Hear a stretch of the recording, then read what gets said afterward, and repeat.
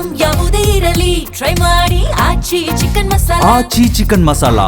ಇದೀಗ ತಾನೇ ನಮ್ಮ ನೀನಾಸಂ ಸತೀಶ್ ಅವರ ರೈಸ್ ಆಫ್ ಅಶೋಕ ಅಂತ ಹೇಳಿ ಭಾಳ ಒಂದು ಒಳ್ಳೆಯ ಚಿತ್ರ ಈಗ ತಾನೇ ನೋಡಿ ಆಚೆ ಬಂದು. ನಾವು ಚಿಕ್ಕವರಿದ್ದಾಗ ಪ್ರೇಮ್ ಲೋಕ, ಸ್ವಲ್ಪ ಮಧ್ಯ ವಯಸ್ಸಿಗೆ ಬಂದಾಗ ಸ್ನೇಹ ಲೋಕ, ಖಂಡಿತವಾಗ್ಲೂ 2026ರಲ್ಲಿ ದ ರೈಸ್ ಆಫ್ ಅಶೋಕ ಅಂತದಂತ ಭಾಳ ಹೆಮ್ಮೆಯಿಂದ ಹೇಳ್ತೀನಿ.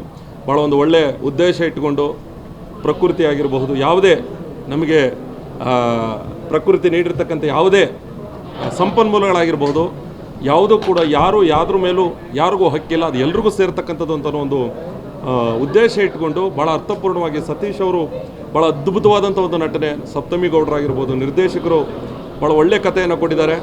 ಸೊ ಈ ಚಿತ್ರವನ್ನು ದಯವಿಟ್ಟು ಎಲ್ಲ ಕನ್ನಡಿಗರು ಬಂದು ನೋಡಿ. ಒಂದು ಒಳ್ಳೆಯ ಚಿತ್ರ. ಒಂದು ಖುಷಿ ವಿಚಾರ ಏನಪ್ಪ ಅಂದರೆ, ಇತ್ತೀಚೆಗೆ ಕನ್ನಡ ಚಿತ್ರರಂಗದಲ್ಲಿ ಒಳ್ಳೊಳ್ಳೆ ಚಿತ್ರಗಳು ಬರ್ತಾ ಇರೋದು ನಮಗೆ ಭಾಳ ಹೆಮ್ಮೆ ಅನ್ನಿಸ್ತಾ ಇದೆ.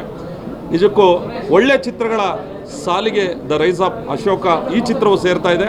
ನಾನು ಮತ್ತೊಮ್ಮೆ ಸಮಸ್ತ ಕನ್ನಡಿಗರ ಪರವಾಗಿ ಭಾಳ ಒಂದು ಸಹೃದಯಿ ನಮ್ಮ ನೀನಾಸಂ ಸತೀಶ್ ಅವರಿಗೆ ಗೆಲುವು ಆಗಲೇಬೇಕು. ಈ ಚಿತ್ರದ ಮುಖಾಂತರ ಮತ್ತೆ ಅವರು ವಾಪಸ್ ಸ್ಯಾಂಡಲ್ವುಡ್ಡಲ್ಲಿ ಒಂದು ದೊಡ್ಡ ಸಂಚಲನವನ್ನು ಉಂಟು ಮಾಡಿದ್ದಾರೆ ಅಂತ ಹೇಳ್ತಾ, ಇಡೀ ದ ರೈಸ್ ಆಫ್ ಅಶೋಕ ಚಿತ್ರತಂಡಕ್ಕೆ ನನ್ನ ಕಡೆಯಿಂದ ಶುಭಾಶಯಗಳನ್ನ ಕೋರ್ತಾ ಇದ್ದೀನಿ.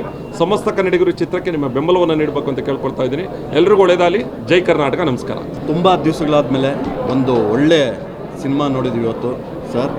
ನಿಜವಾಗ್ಲೂ ಇವತ್ತು ನೀವು ಮಾಡಿರೋಂಥ ಆ್ಯಕ್ಟಿಂಗ್ ಇದರಲ್ಲಿ ನನಗಂತೂ ತುಂಬ ಒಳ್ಳೆ ಚೆನ್ನಾಗಿದೆ ಸಿನಿಮಾ ಚೆನ್ನಾಗಿದೆ. ನಮ್ಮ ಕರ್ನಾಟಕದ ಜನತೆಗೆ ಇಷ್ಟೇ ಹೇಳೋದು, ಪ್ರತಿ ಸಲ ಯಾರ್ದೋ ದೊಡ್ಡವ್ರದ್ದು ಬರುತ್ತೆ ಅಂಥೇಳಿ ಮನೆಯಿಂದ ಆಚೆನೇ ಬರೋಲ್ಲ. ಅದೇ ನೀವು ತೆಲುಗಲ್ಲಾಗಲಿ, ಮಲಯಾಳಿಯಲ್ಲಾಗಲಿ ಮತ್ತು ತಮಿಳಲ್ಲಾಗಲಿ, ಯಾವುದೇ ಹೊಸಬ್ರದ್ದಾಗಲಿ ಹಳಬ್ರದ್ದಾಗಲಿ ಯಾರದೇ ಸಿನಿಮಾ ಬಂದರೆ ಜನ ಬಂದು ಅಲ್ಲಿ ಗೆಲ್ಲಿಸ್ತಾರೆ. ನಮ್ಮ ಕರ್ನಾಟಕದಲ್ಲಿ ಜನ ಬಂದು ಥಿಯೇಟ್ರಿಗೆ ನೋಡೋಲ್ಲ. ದಯಮಾಡಿ ನಾನು ಇಷ್ಟ ಹೇಳೋದು ನಿಮಗೆ, ಎಲ್ಲರೂ ಬಂದು ಥಿಯೇಟ್ರಿಗೆ ಸಿನಿಮಾ ನೋಡಬೇಕು. ಈ ಸಿನಿಮಾ ಅಂತೂ ತುಂಬ ಚೆನ್ನಾಗಿದೆ.